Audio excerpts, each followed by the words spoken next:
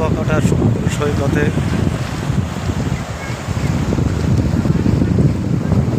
সাগরের গহীন থেকে ঢেউগুলো ধীরে ধীরে ধীরে ধীরে এসে সাগরের পিছে আছড়ে পড়ছে। এক মনোরম দৃশ্য, সত্যি অসাধারণ মনোরম দৃশ্য। মনে হচ্ছে মাঝে মাঝে যদি সাগরের মাঝে যেতে পারতাম না, ভালো লাগতো, কিন্তু গেলে তো বেঁচে আসা ফিরা যাবে না। ওরে বাবা, কি ঢেউ!